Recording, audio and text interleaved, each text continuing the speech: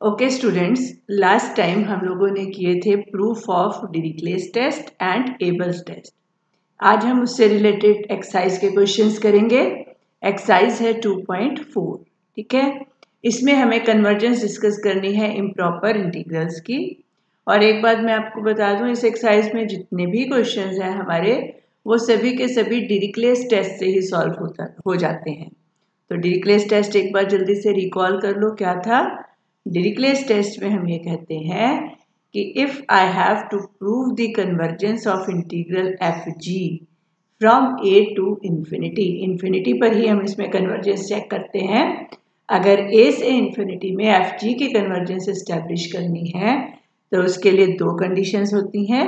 पहली कंडीशन ये होती है कि एफ के इंटीग्रल्स ए से इन्फिनिटी में बाउंडेड होने चाहिए, और दूसरी कंडीशन क्या होती है कि जो g फंक्शन हमारा होगा it should be bounded, monotonic and goes towards zero as x goes towards infinity. Let us start with the exercise. बहुत सिंपल से क्वेश्चंस हैं।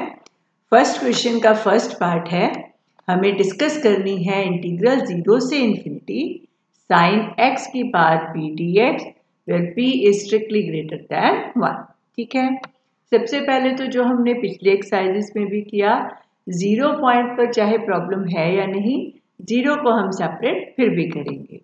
तो हमारे पास बन जाएगा 0 से 1 साइन x की पावर p dx प्लस 1 से इंफिनिटी साइन x की पावर p dx। ठीक है, इस इंटीग्रल को हम I1 बोल देंगे and will call this integral as I2।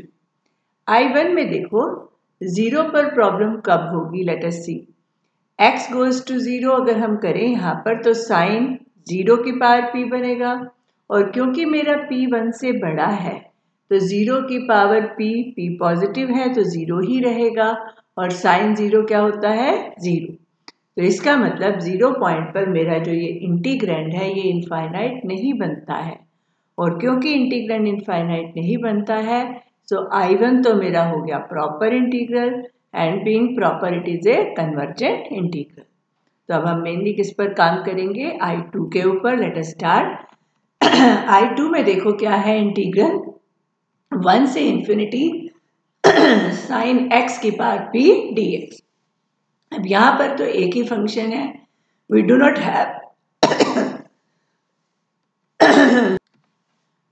Have the product of two functions. तो यहाँ पर हम क्या करेंगे कि एक नया फंक्शन मुझे इंट्रोड्यूस करना है, और हमें पता है अगर मैं साइन x की पावर p को डायरेक्टली इंटीग्रेट करना चाहूँ तो I can not integrate it directly, क्योंकि x की पावर p है। अगर यहाँ पर लीनियर फंक्शन होता से sign 2x, sign 5x, sign 10x, तो उसको तो हम डायरेक्ट इंटीग्रेट कर सकते थे, बट साइन x की पावर p को हम डायरेक्टली इंटीग्रेट नहीं कर सकते। तो इसमें हम क्या करते हैं, x की पावर p का डेरिवेटिव विच इज px की पावर p माइनस 1, उससे मल्टीप्लाई कर देंगे और उसी से क्या कर देंगे, डिवाइड। ठीक है, फिर अब दो फंक्शंस नजर आ रहे हैं। ये जो सारा फंक्शन है कौन सा फंक्शन, साइन x की पावर p, px की पावर p माइनस 1, इसको हम f बोल देंगे, और 1 बाई पी एक्स की पावर p माइनस 1 को हम क्या बोल देंगे, g। और इंटरवल कहाँ से कहाँ है, 1 से इंफिनिटी, और साथ ही मुझे ये भी पता है that p is strictly greater than 1। ठीक है, अब पहले g फंक्शन को डिस्कस कर लेते हैं। g फंक्शन मुझे कैसा चाहिए, bounded, monotonic and goes to 0 as x goes to infinity. देखो, क्योंकि p 1 से बड़ा है तो p माइनस 1 पॉजिटिव हो गया, पॉजिटिव हो गया यानी ये जो x है ये डेनोमिनेटर में ही रहेगा।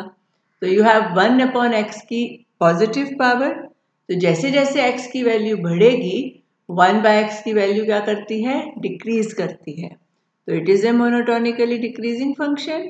ठीक हो गया।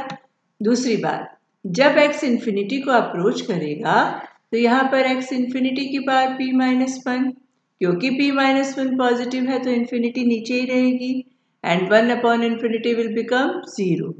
तो limit of gx as x goes to infinity 0 भी आ गया। तीसरी बात, मुझे बाउंडेड बताना था, वो कैसे बताऊंगे, क्योंकि ये फंक्शन मोनोटोनिकली डिक्रीजिंग है, और हमने डिक्रीजिंग फंक्शंस के लिए किया हुआ है कि जो उनकी सबसे कम वैल्यू मिलती है वो तो मुझे अपर एंड पर मिलेगी और सबसे ज़्यादा वैल्यू मुझे मिलेगी लोअर एंड पर। तो सबसे कम वैल्यू हुई इन्फिनिटी पर हमने ऑलरेडी डिस्कस किया जी एक्स 0 को अप्रोच करेगा, ठीक है। और सबसे ज़्यादा वैल्यू मुझे मिलेगी 1 पे, और 1 पे इस फंक्शन की वैल्यू क्या हुई 1/p, 1 की पावर p माइनस 1 और 1 की पावर p माइनस 1 तो 1 ही होता है, यानी g is bounded by 0 and 1 by p।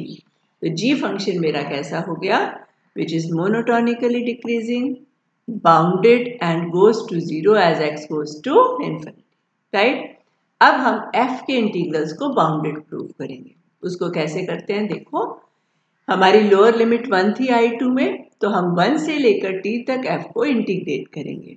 f function क्या है, साइन x की पावर p x की पावर p माइनस 1 dx। अब इस स्टेप को जरा ध्यान से समझ लो। देखो, अगर मैं इस x की पावर p को t पुट कर दूं तो ये जो मेरी सारी टर्म है ये dt है मेरे लिए। x की पावर p को अगर हमने t कर दो, y कर दो, what ever you put it, तो px की power p minus 1 dx is dt।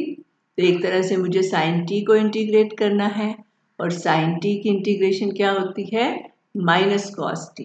तो वो स्टेप डायरेक्टली लिख लिया। अब तो आप फाइनल ईयर में हो, you can see this things. क्या देख रहे हो, साइन x की पावर p x की पावर p माइनस 1 था। अगर हम x की पावर p को t पुट कर दे तो ये मेरी सारी टर्म क्या है, t, ठीक है। चलिए, तो यहाँ पर इंटीग्रेट करके मेरे पास आ गया माइनस कॉस x की पावर p 1 से लेकर t तक। आपने x को एक बार t पुट करना है अपर लिमिट के लिए, तो क्या आएगा, माइनस कॉस t की पावर p। लोअर लिमिट हो जाएगी माइनस माइनस प्लस कॉस 1 की पावर p। तो ये अल्टीमेटली मेरे पास आ गई इंटीग्रल की वैल्यू माइनस कॉस टी की power p plus cos of 1, ठीक। What you do now is that you take mod of both sides. Boundedness prove करनी है मुझे इंटीग्रल की, तो हम दोनों साइड्स का क्या ले लेंगे, मॉड, ठीक है। When I take mod of both sides I get this thing. फिर यहाँ पर आपने मॉड की प्रॉपर्टी यूज करनी है कि a plus b mod is less than equal to mod a plus mod p, fine. फिर हमें पता है कि cos की वैल्यू हमेशा किससे छोटी होती है, 1 से। तो what you will have, it is less than equal to 1, this term is also less than equal to 1, तो overall it is less than equal to 2 for every t greater than or equal to 1। ये क्यों लिखा है, क्योंकि मेरी integration 1 से start है and t is something greater than equal to 1, fine. तो क्या देख लिया हमने कि f की जो इंटीग्रल्स है उनका मॉड 2 से छोटा है यानी integrals they are lying between -2 and +2। तो f की इंटीग्रल्स कैसी हो गई, बाउंडेड। g फंक्शन मेरा हो गया bounded, monotonic and goes to 0 as x goes to infinity. तो डिरिक्लेस टेस्ट की दोनों कंडीशंस फुलफिल हो गई and that is why the integral 1 to infinity f g dx is convergent, or you can say I2 is convergent। I1 को हमने already convergent लिखा था, I2 भी कन्वर्जेंट है, तो गिवन इंटीग्रल क्या हो गया, कन्वर्जेंट, ठीक है। तो इस केस एक्सरसाइज के सारे क्वेश्चन लगभग हमने इसी तरह से करना है। You have to decide what is function f, what is function g, ठीक है। चलिए इसी का सेकंड पार्ट करते हैं। इंटीग्रल है 0 से infinity cos ax minus cos bx upon x square dx, ठीक है। यहाँ पर अब मुझे दो फंक्शंस नजर भी आ रहे हैं, लेकिन पहले क्योंकि पॉइंट लोअर एंड 0 है तो एक काम तो हम करेंगे ही। एक इंटीग्रल हम लिखेंगे 0 से 1 और दूसरा लिख लेंगे 1 से इन्फिनिटी। एक को हम I1 बोल देंगे और दूसरे को क्या बोलेंगे, I2, ठीक है। अब देखो I1 में जब आप x को 0 पुट करेंगे यहाँ पर, तो cos 0 1, यहाँ पर भी cos 0 1 हो गया, 1 माइनस 1 0 और नीचे भी क्या है 0। तो एक तरह से ये जो मेरे पास फॉर्म बन रही है इट इज 0 बाय 0 और इनडिटर्मिनेट फॉर्म, फाइन। जब ये फॉर्म इनडिटर्मिनेट है तो हम पहले ये चेक करेंगे कि हमारा जो फंक्शन है वो बाउंडेड बन रहा है या नहीं, ठीक है।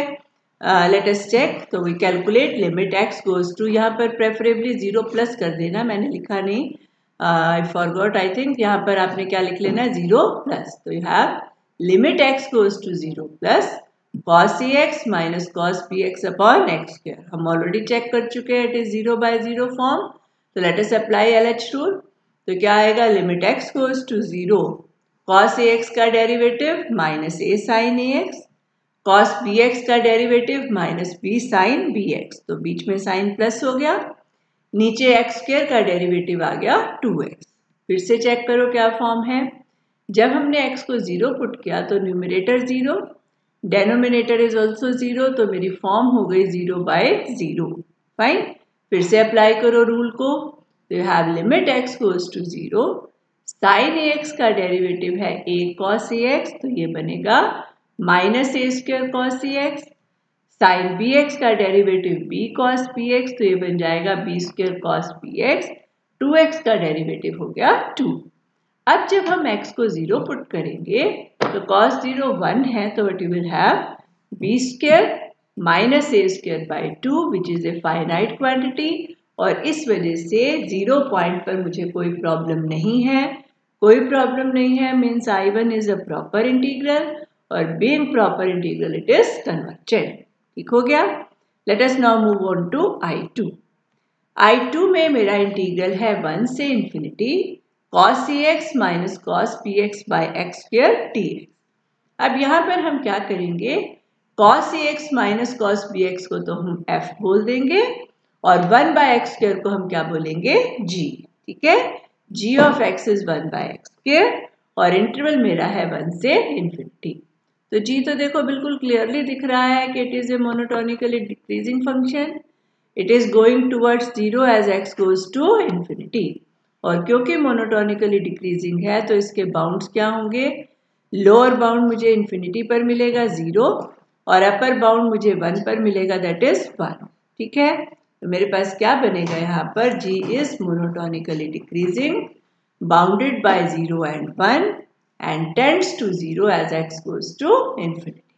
ठीक है, तो this is what I get. g function तो क्लियरली कंडीशन डिरिक्लेस टेस्ट की पूरी कर रहा है. Let us check for f. We have integral 1 to t f dx. f है cos ax minus cos bx dx. cos ax की integration है sin ax upon a. cos bx की integration है sin bx upon b. Limits हैं 1 से लेकर के t तक. ठीक है, let us do it now. Okay, now 1 to t f dx. हमें f के इंटीग्रल्स को बाउंडेड प्रूव करना है. Let us do that now. It is very simple. मेरा फंक्शन क्या है, cos ax minus cos bx. इसकी तो इंटीग्रेशन डायरेक्ट है. cos ax की इंटीग्रेशन क्या होती है, sin ax अपॉन a और cos bx की इंटीग्रेशन होती है sin bx upon b. Limits हैं 1 से लेकर के t तक. ठीक है, लिमिट अप्लाई करो तो यहाँ क्या बनेगा, अपर लिमिट पुट करेंगे x को t, तो will have sin at upon a minus आ जाएगा sine B T upon B. फिर लोअर लिमिट के लिए x को 1 पुट करेंगे तो यहाँ पर आएगा minus sine a upon a और ये टर्म हो जाएगी minus minus plus sine b upon b. This is what I get. Integral evaluate हो गया.